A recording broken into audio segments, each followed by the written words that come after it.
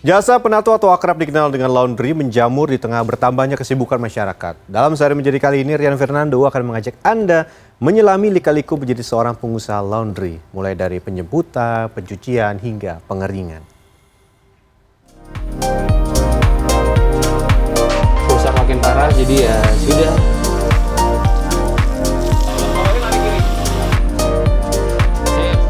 Ini beneran panas.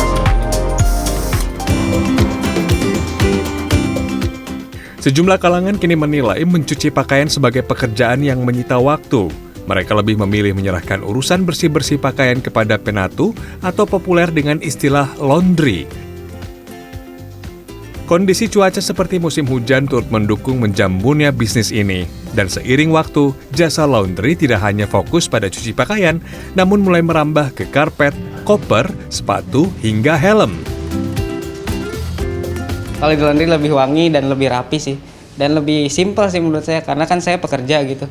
Jadi lebih terbantu banget lah adanya laundry ini. Jadi kalau misalnya kayak nyuci karpet atau kasur lantai itu kalau misalnya kita laundry di tempat ini tuh benar-benar kebantu banget gitu.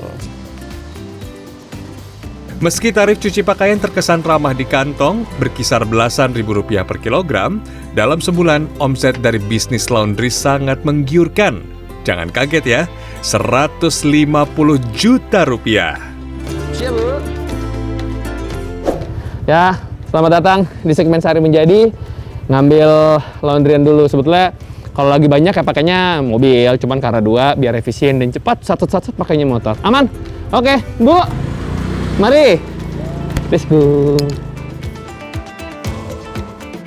Beragam strategi dipakai untuk merebut hati pelanggan. Salah satunya dengan menyediakan jasa antar jemput cucian. Pelanggan pun tinggal duduk manis sembari menunggu pakaiannya maupun barang lainnya dijemput, dibersihkan, dan diantar kembali ke rumah. Langsung kita bawa ke belakang, kita cuci. Setibanya di tempat laundry, barang yang akan dicuci diperiksa terlebih dahulu. Contohnya, karpet ini.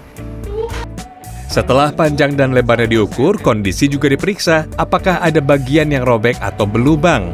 Demikian pula dengan pakaian, akan dihitung jumlah serta dicek detail fisiknya. Kalau kita sih konfirmasi dulu ke customernya, biasanya takutnya dia kecewa kok nggak hilang, padahal kan ini bekas jamur jadi nggak bisa hilang, seti gitu. Pengecekan dan konfirmasi diperlukan untuk memudahkan pemantauan, terutama bila ada komplain dari pelanggan. Biasanya terkait barang yang tertukar atau diklaim rusak usai dicuci. Aduh, nih kalau yang punya karpet harus benar-benar di-maintain. Ini salah satu contoh yang milik customer. Setelah dikonfirmasi, dia bilang, udahlah mas, nggak usah dicuci. Karena kalau dicuci pun kayaknya bakal rusak makin parah. Jadi ya sudah, mau nggak mau tidak bisa dipakai lagi. Kan banyak sekaligus gini ya mbak ya? Pengecekan rampung, kita lanjut ke pencucian. Agar bersih maksimal, pencucian harus dilakukan minimal 3 kali. Ada sejumlah kondisi yang membuat proses mencuci menjadi sulit, seperti ada sisa makanan menempel di karpet, mulai dari nasi, duri ikan, atau tulang ayam, bahkan permen karet. Idealnya, karpet dicuci secara berkala, sebab karpet bisa menjadi sarang penyakit karena menyerap berbagai macam kotoran, debu, bakteri, hingga kutu. Selesai disikat menggunakan alat, kita lanjut ke proses pengeringan. Kalau yang mau nyuci karpet, yang jadi PR itu sebenarnya bukan pas part nyucinya, tapi mengeringkannya. Karena kalau dia tidak betul-betul kering, wow. Jadi kayak sia-sia nyuci karena bau apek.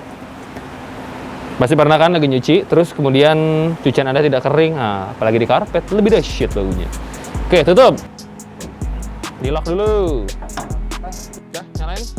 Pengeringan dianggap selesai jika sudah diproses minimal 5 menit dan tidak ada lagi air yang menetes dari bagian bawah mesin. Meski sudah tidak ada tetesan air, karpet tetap harus dijemur karena masih lembab.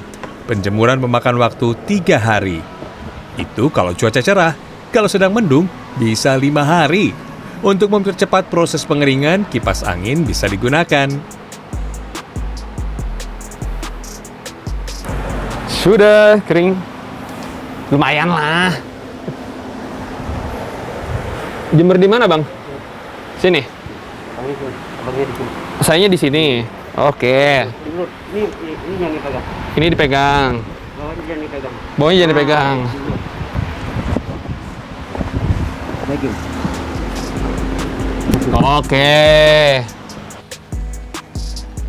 Ramadan dan Idul Fitri menjadi momen yang ditunggu pengusaha laundry. Saat itu mereka akan kebanjiran permintaan jasa membersihkan karpet dari pengurus masjid dan musola di sekitar tempat usahanya. Ada 3 tahapan yang harus dilakukan pada proses terakhir pencucian karpet. Pertama, disikat manual. Penyikatan dengan cara ini akan mengangkat debu yang tersisa saat pengeringan di bawah sinar matahari. Kedua, menggunakan vakum untuk menyedot kotoran hasil dari penyikatan manual. Dan ketiga, gunakan pembersih bulu seperti ini. Meskipun di part terakhirnya ini bisa dibilang udah 3 lapis ya. Ada yang disikat, vakum sama pakai roller yang seperti ini yang dia lengket. Tapi tetap harus dicek manual karena kadang-kadang dia kalau diginiin pun nggak bisa ketarik nih. Jadi harus diangkat sedikit, dicongkel, taruh sini biar pelanggan puas atau satisfied. Cemen udah-udah aja kan. Oh ya, jangan lupa semprotkan pewangi agar karpet harum serta nyaman ketika digunakan. Semerbak. Selesai semuanya, karpet tinggal dikemas. Ongkos cuci karpet bervariasi tergantung ketebalan dan kecepatan pengerjaan. Di tempat ini, tarif terendah Rp16.000 per meter persegi dan paling tinggi Rp55.000 untuk setiap meter persegi. Ya, sehari 30 karpet. Kadang ada yang panjang begini.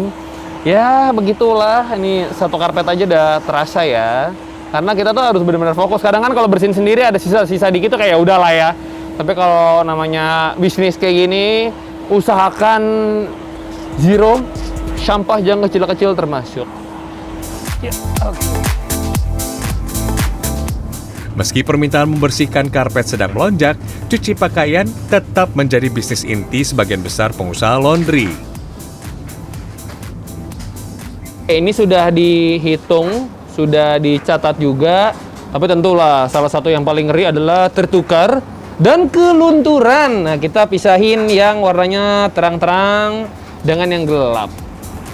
Oke, betul ya, ini hitam ya? Baju putih dikategorikan sebagai pakaian sensitif dan tidak boleh dicampur dengan warna lain. Alasannya, bila ada pakaian yang mudah luntur, pakaian putih akan rusak dan tentu pihak laundry yang harus menggantinya. Udah wangi nih. Sudah segar. Dikeringin dan masuk ke part yang paling saya gosok. Apa? Nikmatin dulu yang ini. Untuk saya pribadi, ini adalah bagian tersulit. Aduh, nembus ke bawah. Nembus ke bawah, beneran. Beneran mas, tembus mas. Saya biasa pakai setrikaan biasa, nih agak norak nih. Ini berat loh, lebih berat dari setrikaan biasa. Wah, saya padahal juga adalah pengguna jasa laundry karena saya malas menggosok, tapi saya kebagian menggosok. Banyak nungguin saya. Berbeda dengan setrika biasa, pelat dari setrika uap tidak hanya menghasilkan panas, tetapi juga mengeluarkan uap air. Ini beneran panas loh ininya. Beneran panas nggak bohong. Tadi kena tangan. Ya begitulah. Ya panas ya, kaget. Sangat amatir. Kelebihan setrika uap adalah bisa memangkas waktu dalam menyetrika karena uap air yang dihasilkan menyebar merata dan kerutan di pakaian lebih cepat hilang. Tapi setrika ini berat sekali. Dalam sehari ada sekitar 40-50 kg pakaian yang harus disetrika atau rata-rata 400 potong pakaian per hari. Setelah terlipat rapi, berikan pewangi secukupnya dan pakaian siap dikirim kembali ke pelanggan. Kalau nggak pakai si ini udah terus gini kayak ngelipet baju biasa kan ini. Aduh, bajunya panas ya. Ya lah setrika Nando, apa yang lo harap. Tidak hanya karpet dan pakaian, usaha laundry ini juga menawarkan jasa bersih-bersih helm dan sepatu. Oh iya, Omset usaha laundry yang mencapai ratusan juta rupiah per bulan memang bikin ngiler. Namun semuanya tidak dicapai secara instan. Banyak kisah yang mewarnai perjalanan bisnis ini selama belasan tahun. Pernah kita dapat komplain bed cover apa ya waktu itu kalau nggak salah ya. Dicari-cari di sini gitu kan, nggak ada bed cover yang dimaksud gitu. Akhirnya kita minta coba fotoin notanya gitu. Udah marah-marah customer segala rupa. Ternyata nyuci bukan di sini. Manisnya cuan dari bisnis cuci pakaian ini berbanding lurus dengan tenaga yang dikeluarkan. Mulai dari jemput dan antar barang, memastikan barang pelanggan tidak ada yang rusak, hingga selalu siap menerima komplain. Rian Fernando, Dwi Agung Yuldiarto, Bogor, Jawa Barat.